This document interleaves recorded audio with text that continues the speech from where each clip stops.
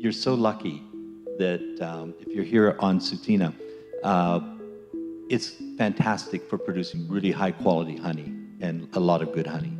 Honeybees have to gather a pile of honey, enough to last through a long winter and feed like 20,000 bees during the winter time, 40, 50,000 bees in the summer, but 10 or 20,000 bees go through winter.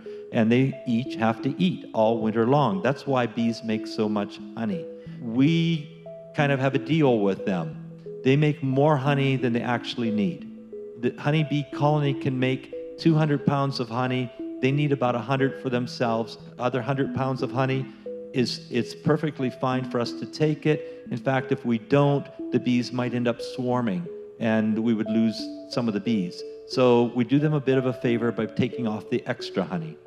My name's Mariah Whitney. I'm a Tsuut'ina beekeeper. I think it's really important and a really great thing to have in the community. It's a very healing thing to go out and have that connection.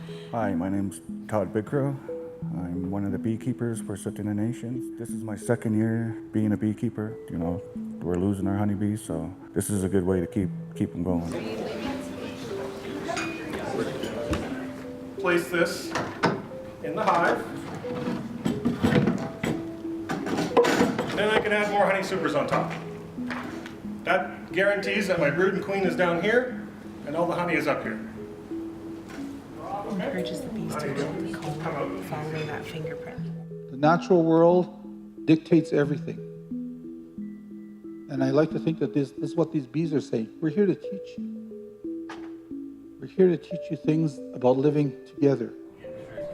Yeah, well, you have the frame. It just came out of the beehive. You went on extraction, right? So but you have to take that wax capping off the bees and put it so the honey will come out.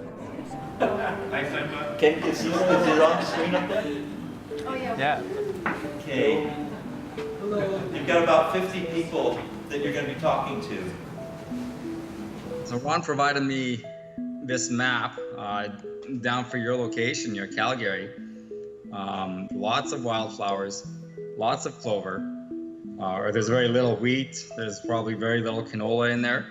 And that's a big advantage for an organic operation. Forest-based beekeeping was very much a part of Eastern Kentucky for a decade before surface mining showed up. So it's something that we can do, and we can do, compared to other ag industries, much more economically. And I strongly recommend that you story tell about your honey, and that's a part of your brand, your marketing, however that is.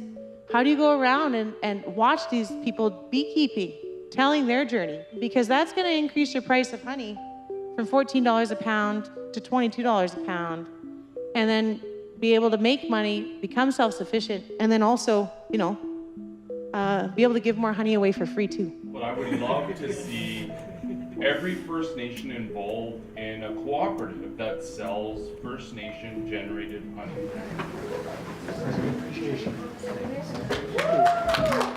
So what is Tsuut'ina about? We're the sons and daughters of horsemen.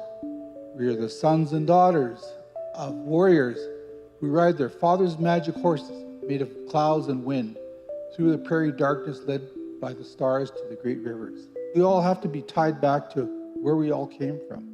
As people of the land, this is the values that shape who we are.